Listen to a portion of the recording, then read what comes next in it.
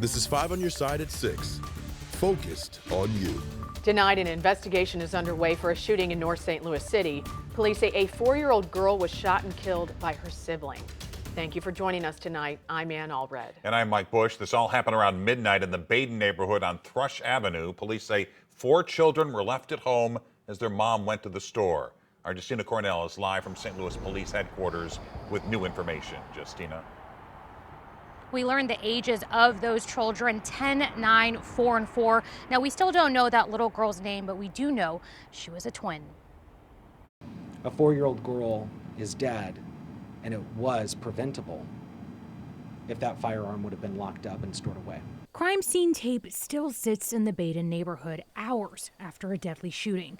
A grim reminder of the tragedy. Firearm was inside the home as part of our investigation, but it appears right now that the firearm was left in a place that was easily accessible to a small child. Around midnight, police arrived to the 700 block of Thrush Avenue after a child called 911. Police found a 4-year-old girl shot. Officers knew that this little girl was dying, and they did everything they could to save her life. However, that little girl did not make it. It appears that the mother left the children alone in the home while she went to the store. She left 4 kids in the home.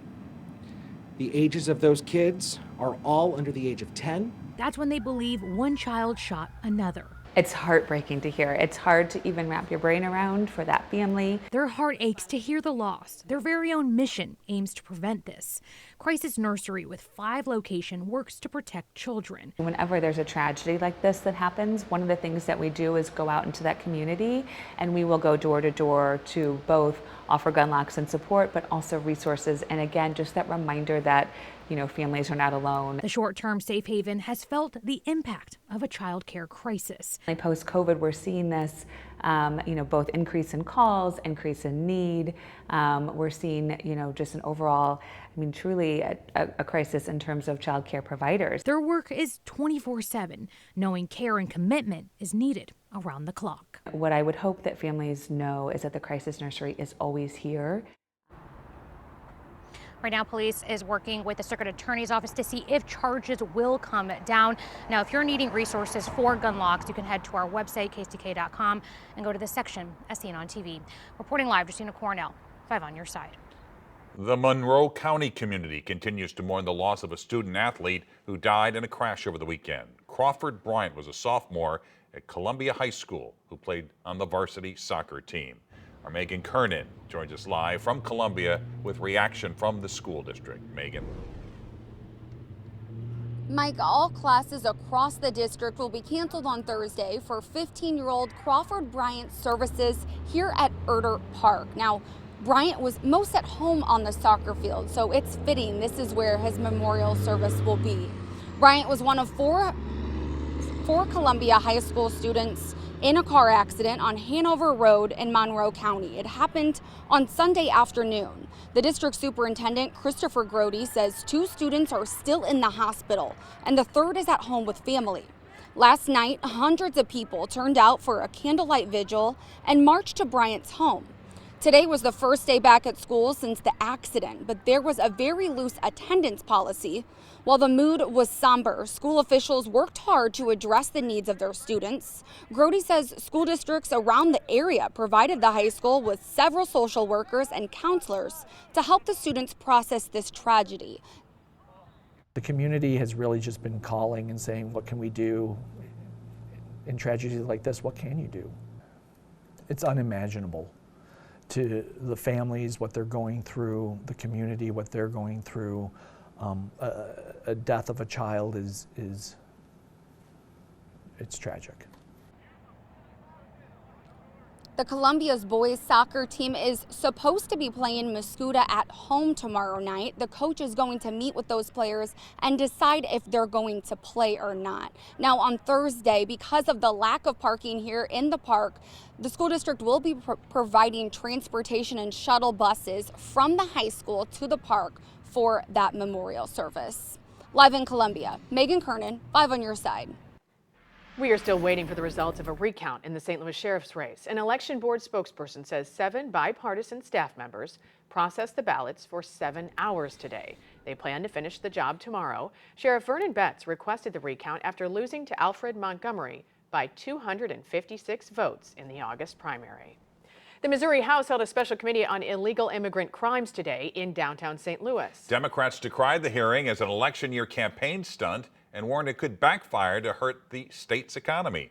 Our political editor, Mark Maxwell, was in the room where witnesses lined up and waited for hours to speak. Mark? Mike and Ann, Democrats accused House Speaker Dean Plocher of staging the politically charged hearing to boost his own electoral prospects. That hearing was scheduled before he lost his primary for Secretary of State earlier this year. A lot of local advocates who showed up to express concerns about scaring new arrivals away from a shrinking city waited to hear from a special guest first, an Arizona sheriff commander who works along the state's southern border with Mexico.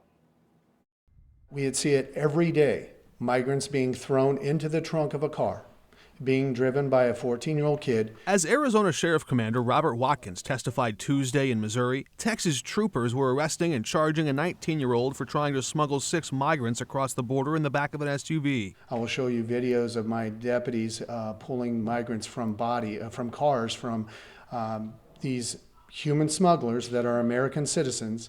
And this is something that gets lost in the conversation. Over the weekend, a similar scene. Texas troopers pulling 17 migrants out of a hidden compartment from the back of a truck disguised to look like a Lowe's home improvement truck. The driver, an American citizen. It's a non-existent problem in Missouri. Expert demographer Ness Sandoval said while the U.S. has seen a surge in illegal border crossings and arrests after the pandemic, most migrants no longer settle here in Missouri, and a once bustling immigrant town of St. Louis is shrinking. We just have so few immigrants in the state that when you use charged language, immigrants are probably going to go to other states where that language is not used. Watkins said out of 1,578 arrests for border-related crimes in his county, 95% of them were American citizens. And often, humans weren't the only cargo. Smugglers see the U.S. as a ripe market for a drug that's cheap, abundant, and deadly. Almost every illegal drug, whether it be marijuana, cocaine, methamphetamine, are now laced with fentanyl. And you can try coke for the first time, and that could be your fentanyl overdose. While Watkins wants states to seize smugglers' cell phones to hunt for cartel clues, he concedes this is a job for Congress. There's 2 bad people in this story. One, the federal government, because they can't get their crap together and pass meaningful immigration reform. And 2, the transnational criminal organization exploiting upon humans. Both U.S. Senators from Missouri, Eric Schmitt and Josh Hawley, opposed the bipartisan border bill that had Republican support before Donald Trump urged them to kill that bill. Vice President Kamala Harris is pledging to pass it if she gets elected. Some Republicans, like Schmitt, have argued that a president can act already, but only in a temporary fashion. It takes Congress, of course, to make immigration reform permanent. Now to a live look at Busch Stadium. Cardinals, though, in Milwaukee. However, if they were in town, you might need to bring a sweater to the game. Sweater weather. Chief Meteorologist Scott Connell has the weather impact forecast, and I don't know, it just doesn't feel like it's early September. No, it's actually, we are in the 70s today. Feels like it's later in the month, maybe even starting to get into early October. We woke up to a crisp, cool morning this morning with temperatures for most of us down into the 50s. Just these high clouds streaming overhead. As dry as it has been, well, it'd be nice to get some rain here. That's not going to happen in the next few days. All of the moisture from these clouds is high up in the atmosphere. And so the rain is well to the south. We're going to stay on the dry side, and we will stay on the relatively cool side as well. That's a look down in Arnold right now. You see those clouds a little bit thicker at times, especially from the metro on to the south. That's been holding our temperatures in the 70s today. We're still mid-70s right now. As we go through the evening, it won't take long. We'll drop back into the 60s this evening. Another cool morning to start your Wednesday tomorrow. Almost had to think, yeah, today's Tuesday, so tomorrow's Wednesday. Yeah. And we do have a bit of a warm-up on the way. We'll talk more about that in a few minutes, Mike. All right, Scott, thanks. Coming up, 2 new exhibits offering insight into a terrible time in history. Enslaved people tell the story of pre-Civil War St. Louis. Plus, a service dog goes AWOL. The search that's been going on for months.